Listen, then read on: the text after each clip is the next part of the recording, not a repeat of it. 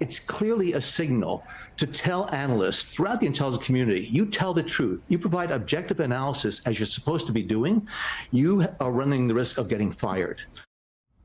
That was former CIA Director John Brennan on my colleague Nicole Wallace's show just last week. Now, the blockbuster story he was reacting to at the time was the news that Trump Director of National Intelligence Tulsi Gabbard had fired intelligence officials for putting out an intelligence report that contradicted Trump.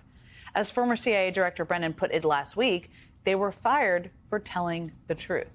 Back in March, Trump invoked the Alien Enemies Act to deport Venezuelan immigrants without due process, of course. And his justification at the time, as I'm sure you remember, for invoking the act was his claim that America was being, quote unquote, invaded by Venezuela. Invaded specifically by members of the Tren de Aragua gang at the direction of Venezuelan President Nicolas Maduro. It turns out, though, that, as you all know, that is not true. That's false. The intelligence report these analysts were fired over stated that the Venezuelan gang Tren de Aragua was not controlled by or in cahoots with Venezuela's president. U.S. intelligence agents reported the actual truth, the truth that contradicted Trump, and were fired for it. That in its own was, of course, a jaw-dropping revelation. And that is where the story stood last week when former CIA Director John Brennan commented on it. But now the story has gotten even darker. This week, the New York Times reported that even before Trump Director of National Intelligence Tulsi Gabbard fired the agents who published a truthful report, her chief of staff had ordered intelligence analysts to rewrite that truthful report so it could not be, quote, used against Trump. So not only is the Trump administration firing intelligence agencies for telling the truth, they are also pressuring them to be, at least the very least, less than truthful. Joining me now is former CIA Director John Brennan. It's great to see you, and I know you've been following this closely, and as somebody who grew up and had rose to the top of the intelligence community, I can only imagine how outraged you feel as you see all of the developments. But I just have to ask you about this latest one. I mean, what do you make of this reporting that the chief of staff for the Director of National Intelligence was pressuring intelligence analysts who are not political at all, they're just doing their job, they're providing the analysis, pressuring them to rewrite their findings to be more in line with what Trump wanted? Well, Jen, it's worrisome on so many levels. First of all, the integrity and objectivity of the intelligence community's analysis is a solemn obligation of all analysts to make sure that there's going to be no politicization of that analysis and that intelligence. And it's quite clear from the reporting that has come out that the direction that was coming from Tulsi Gabbard's chief of staff, Joe Kent, tried to manipulate the analysis so that it would, in fact, conform with what the Trump administration has done on Venezuela.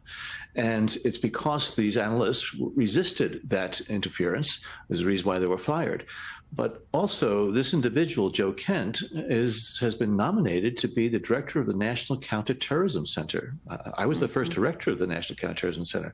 And it's critically important that the leader of that center really makes sure that all analysis that comes out of it is going to adhere to those requirements of objectivity and integrity. And this individual clearly is a partisan individual who wanted to, reshape the analysis again so that it wouldn't be used to undercut either Gabbard or Donald Trump. And again, it's just so contrary to everything that intelligence analysts throughout their careers, throughout their training, have been taught. At any level, puts them all in an incredibly untenable position. I wanted to ask you, too, about some news that just broke a few hours ago. And we've seen reporting about this for the last couple of weeks. NBC News is reporting that at least half of the National Security Council has been fired or put on leave. And a lot of the explanation you hear from people is, well, Trump doesn't rely on a policy team, so he doesn't need a policy process. And I always say, but that's the whole process of having cabinet agencies and cabinet members debate and suss things out and consider things. It's also the implementation mechanism.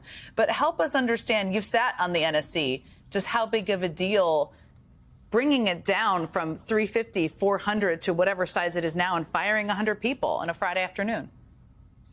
Well, Jen, I think the aim and the purpose is very similar to what they're trying to do with the intelligence analysis. They don't want to have anything, again, that's going to contradict Donald Trump.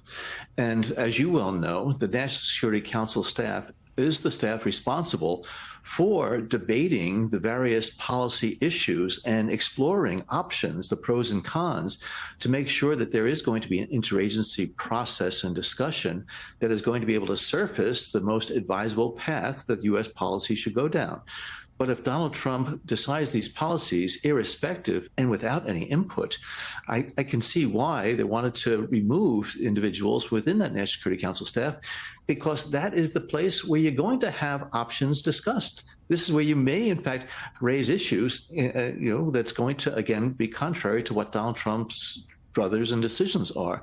So again, I think it just demonstrates that they don't want any independence of thought within the national security community. They want to make the decisions top down, and it's clear that, after Donald Trump makes these decisions, they just want to have supporting documentation to again, undergird his decisions, again, irrespective of the analytic strength of any of those decisions. As you know incredibly well, because you've worked with all of them, I mean, there are people on the NSC working on issues that may not be front and center for the president at any given period of time because they're working in different bureaus, working on different things around the world. It's being reported that staffers were only given a half an hour's notice between when they were told they were being put on leave and when they had to exit the building. And they're, again, the points of contact when it's working through the interagency. Can you help us understand, I mean, why this could the sudden nature of this seems concerning and destructive on its own, but what do you think? I think it's very concerning. And, Marco Rubio, who is Secretary of State and National Security Advisor, supposedly had blessed this decision. Yeah. And again, this is a way to constrain whatever type of, intelligence as well as discussion needs to take place. The NSC staff is supposed to orchestrate that interagency process. But I think from all accounts, there's really no interagency process right now. It's just, this group of folks up at the top who are moving forward with the decisions that Donald Trump is making, again, without the appropriate input. So, again, this is just antithetical to all of those processes and all the administrations before it that relied heavily on the National Security Council staff in order to make sure that they tee up the options and the pros and cons of those policy courses. John Brennan, thank you for staying up with us, not up with us, but thank you for being with us on Friday night. I really appreciate it. Thanks for joining us.